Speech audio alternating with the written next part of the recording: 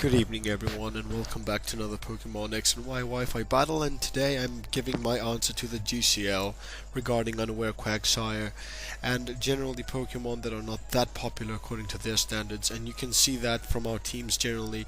The stereotypical Greek competitor will always utilize the likes of Aegislash and Garchomp, and Togekiss is everywhere. It actually soars the Greek skies, and Choice Bandit, Darmanitan, Greninja, they cannot let go, and Rapid Spinner and Stealth Rock set upper, which is Fortress. Not that very common, but it was almost banned to Ubers in Gen 5, I believe. So I'm gonna lead with Sparkles because that's the best possible option for me, because I know that Death Star is gonna, try and bring me in with his tractor beam, and I will have to face Darth Vader inside. So this thing is completely useless, and I know that these things pack the Volt Switch, so that's why I'm going to go into my new Ret. And she can actually, this is the reason this Pokemon here that I have on my side of the field is the main reason why I had this battle. I had to tie up some loose ends and prove my points. So out comes Togekiss, and my opponent just predicts that, I guess, very well, and I'm gonna keep it for later, because what would this battle be if I killed off my Pokemon? So anyway, he predicts my switch out from Quagsire into something else, and apparently Euclidus pays the price, but he doesn't care because he manages to get the Toxic off Togekiss, which is great, because I want to thank my friend Christoph, and I'm pretty sure he might be watching this. I want to thank him for the idea that he gave me, regarding the Toxic on a Prankster Klefki. That is genius, man, so thank you very much. I'm not sure what he's doing. I'm thinking that he's predicting the Thunder Wave on one of the Pokemon, so I'm going to go for the Light Screen and turn that pathetic Aura Sphere into even more of a pathetic Aura Sphere. I don't know. So looks like that Togekiss is mainly it's got a very stretched EV spread. That's what I believe. That's my initial suspicion. But he manages to get his Stealth Rocks out. So I have no Spinner, and it looks like that this is gonna be. I actually have my Blastoise, which is my Spinner. Forgot about that totally. So my opponent goes for the Volt Switch. I predict that like a boss, and switches out from his Death Star. Then he sends out Togekiss, which completely walls my face. So I can stall this thing out of HP, because now I managed to get the Toxic on it. And I think it was Levon that asked me, why do I keep Yawn instead of Toxic on this? Well, Yawn is a very good prediction move, and Panos predicted me to switch out again into something, maybe to paralyze something on the off chance, but apparently I did not. I stayed in, and I'm going to be able to take a lot of attacks, apparently a lot better. So he goes for the Air Slash, and it does completely nothing, because Miret is a total monster, and I stayed in here to prove to him and to everyone in the GCL that Miret is not only a perfect wall against the likes of Excadrill and Aegislash, but it can also take special hits from Togekiss, which is fairly offensive. So all I do is gain health, and this was back when my Quagsire had a Life Orb instead of a Leftovers on it. So anyway, Togekiss reminds me of a funny picture I saw on the internet the other day. There was a Snivy and Togepi, and they were like, I can't wait to evolve and stuff. So when Snivy evolves into Serperior and Togepi goes into Togekiss, they're like disappointed and grouchy, and they're like, hey, remember when we had hands?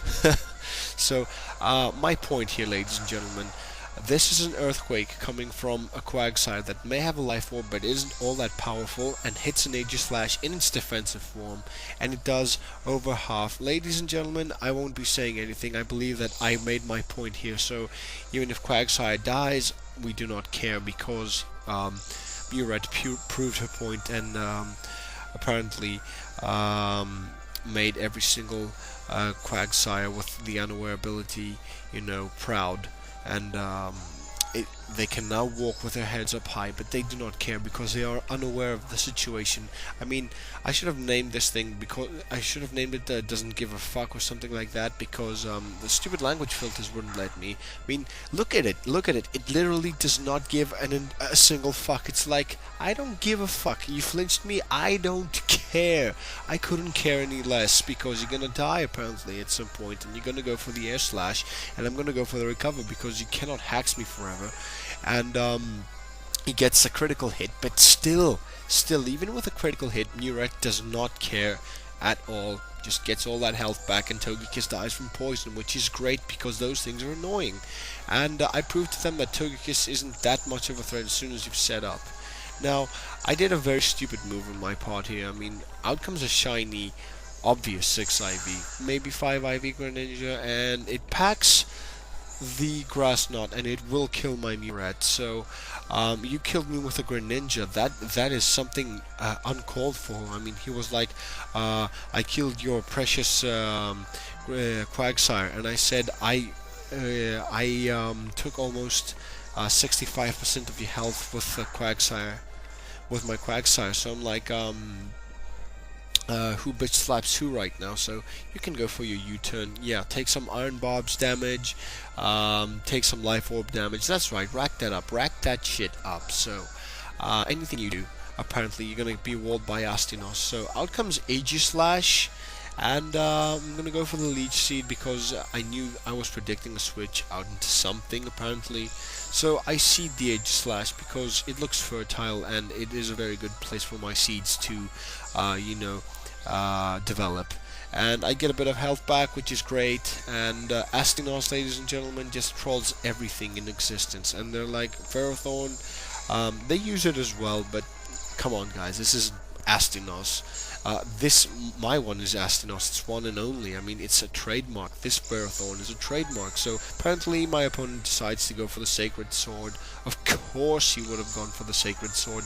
This is a stereotypical Aegislash, and I'm like, you idiots. I mean, they talk about such creative competitive play, and I'm like, your Aegislash's set was of the first I saw on Wi-Fi when it came out in October. When it came out in October, you saw the standard King's Shield, Swords Dance, Shadow Sneak, Sacred Sword set, and I'm like, you guys are running a set that is a few months old, and everyone doesn't care anymore because they follow weakness policy, mixed Aegislash, special Aegislash. And apparently you're just wasting your time here. So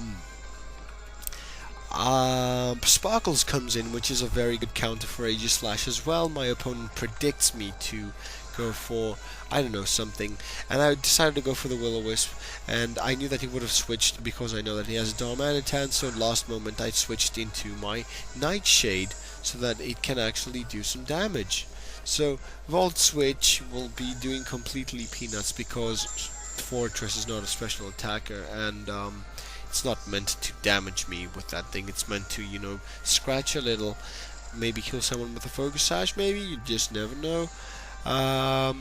Someone that's hanging on a thread, just enough damage to get by. But apparently, look, this is what my opponent does. He goes for the Swords Dance, we don't care, and at that range of HP, I'm really confident that I could have killed him with a Nightshade, but I'm not going to risk the Shadow Sneak here, ladies and gentlemen. But anyway, Aegislash is burned. Aegislash is completely 100% useless. Yes, shift into Blade form, and go for the uncalled Shadow Sneak. I mean, I was so astonished. Sorry. I was astonished, but anyway, I'm bitching again, and I'm kind of breaking my New Year's resolution. Oh my god, too much BBR. I'm breaking my New Year's resolution, but the thing is that this thing had to end now, and I was very offended by my colleagues because I did not expect such behavior, because I'm no bum. I actually have some knowledge of competitive play, and I believe that I deserve more respect than what was showed to me. So this battle was a battle of, this was like, let's take it out on a Pokemon battle. I mean, we're talking about Pokemon, we have some arguments, and the best way to settle this is with the Pokemon battle, and this is the very best that they had to throw at me. So I think I'm doing pretty well.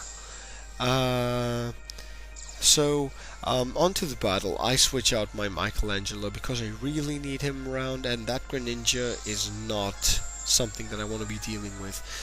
Quick information: I never knew that Grass Knot was a contact move, so he gets hurt by the Iron Barbs, which is great, which is nice. So he's going to send in his Death Star, and Death Star. I think that is a very nice and creative name for a fortress, actually. So let's. I go for the. What did I go for? I think I went for the Leech Seed, and apparently it missed. So he goes for the Volt Switch. It does not do completely anything because I have Special Investment, and Fortress was never known for its special attack. So in comes Darmanitan, and this time I managed to seed something on the other side of the field, and I do not want to stay in and take Flare Blitz to the face. So I'm going to sap some health from this thing, and at full health, now that I will be able to see what he locks himself into, because Darmanitan, ladies and gentlemen, is usually a choiced Pokemon. And usually you get choice banned, and I lost to a choice Scarfer the other day against the Insane Gamers. Check the battle. And I see that he locked himself into the Flare Blitz, which I know that I can take with my Michelangelo, but the stupid Stealth Rocks are dwindling my HP, and I should have gone for the Rapid Spin actually at some point, but no, I'm just that stubborn. So I am getting a little bit of HP back from this guy, and it definitely helps because Darmanitan is something that I really despise. So I'm gonna go for the Mega Evolution here, and I get my bloody thrusting arm cannons, and I'm like, okay, do that again. You just hit me with a Flare Blitz again. I dare you, man. So he's like, I'm gonna kill you with a Flare Blitz, and I'm like, no, Mega Blastoise, I resist this, and I'm gonna kill you with the Water Pulse shenanigans. So I'm gonna have to stay in with my Blastoise because it's gonna be death fodder anyway because of those stupid rocks. And this guy is my spinner, so it's kind of tragic and ironic because I have nothing else to deal with the Stealth Rocks. So apparently he's gonna go for the Scald, and he's gonna burn my Blastoise, and he's gonna die because I'm at a very low amount of HP.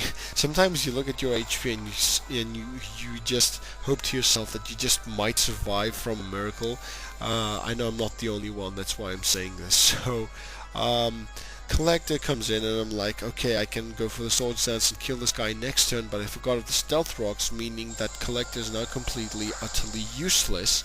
So I have to switch into Euclidus, who will be taking a Scald to the face from that Protean Greninja. And what do Greninjas do? They just turn into a pure type of the attack they're using, and they use their tongue, and they squirt water at you, and oh wow. So Greninja is gonna go for the U-turn. I resist that thing by 4 times, and I believe that he predicts me to go for the Thunder Wave here, and this is where it kind of got interesting. You see, I predicted his U-turn into Garchomp, predicting him to predict me to go for the Thunder Wave, but I go for the Toxic instead, and that is good because I can start dwindling his HP down a little bit. I mean, this is a female Garchomp, and it's called Garchamp, but ladies and gentlemen, it is no Spartan. Yes, he killed my Euclidus, but it was Arceus's decision. He wanted you to die. He just wanted you to just die. So apparently Astinos is here, and he's going to take care of the situation, provided that that thing does not backfire Fang, and I'm going to go for the Protect just to stall some HP, blah blah blah. And I was thinking, is this thing perhaps Choice Banded, Choice Scarfed? I'm not sure. So anyway, Astinos is going to be taking a bit of, lefties back because of the stupid, very stupid, what do you call it? I should have gone for the stupid Stealth Rocks. There it is. Should have gone for the Leech Seed. It would have been preferable because I would have gotten some more HP back.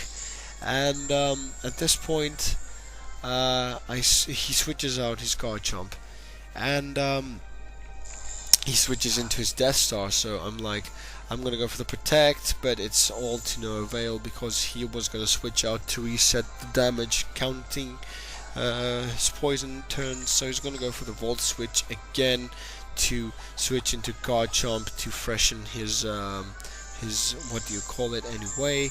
So oh no, it's Greninja. Greninja is here, man. He still has that Greninja. So what I do is I go for the Leech Seed, and I seed Greninja, and I manage to get a bit of HP back, which is good.